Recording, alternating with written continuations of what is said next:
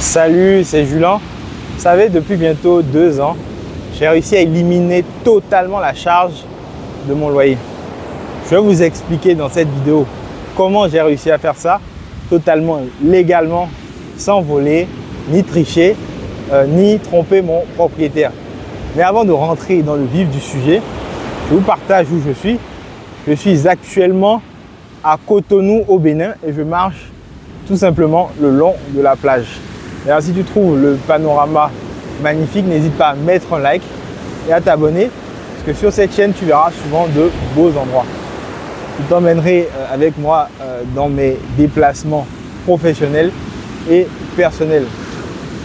Alors, déjà, si vous avez des revenus modestes, je pense que c'est important de limiter l'impact du loyer sur vos finances. Pourquoi? Parce que ça vous permet de récupérer du pouvoir d'achat pour faire autre chose. Par exemple, si vous gagnez 2000 € et que votre loyer est de 500 €, il va vous rester in fine 1500 € chaque mois pour faire face à vos achats, à vos loisirs, pour faire plaisir à vos enfants, etc. Mais si vous arrivez à gommer le loyer, il va vous rester encore 2000 €, c'est-à-dire que vous aurez 500 € de plus. La première technique que j'utilise moi-même personnellement, c'est détenir des biens immobiliers qui rapportent du cash flow et ce cash flow-là vient recouvrir mon loyer. Alors, c'est quoi le cash flow?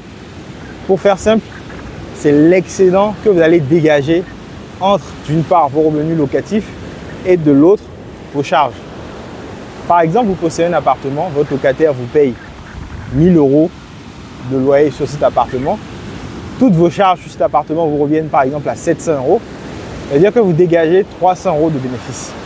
Si vous-même vous logez et que votre logement vous coûte 500 €, il vous suffit de répéter l'opération une fois pour gommer votre charge de loyer et donc récupérer du pouvoir d'achat, voire même beaucoup plus. Alors la deuxième technique, j'ai eu à la voir dans beaucoup de pays dans le monde, c'est soit d'acheter ou de louer un logement qui est trop grand pour vous. Ça paraît contre-intuitif, mais si par exemple vous avez une chambre en trop, vous pouvez décider de la louer à quelqu'un. Alors évidemment, si vous êtes locataire, il faut avoir l'accord de votre propriétaire. Et ça sous-entend aussi que ça ne vous dérange pas de vivre avec quelqu'un. Maintenant, dans certains cas, vous avez la possibilité d'acheter ou de louer une maison avec une dépendance. Donc, vous pouvez par exemple vous-même habiter la maison et louer la dépendance. Au Bénin, c'est ce que beaucoup de personnes font ici. C'est-à-dire qu'ils ont des maisons à étage avec plusieurs entrées qui sont autonomes. Donc eux-mêmes, ils vont habiter l'étage par exemple et laisser le rez-de-chaussée aux locataires.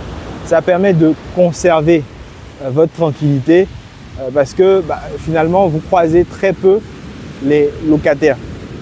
Voilà, c'était la petite astuce du jour. Dites-moi ce que vous en pensez. À très vite dans une prochaine vidéo. Ciao!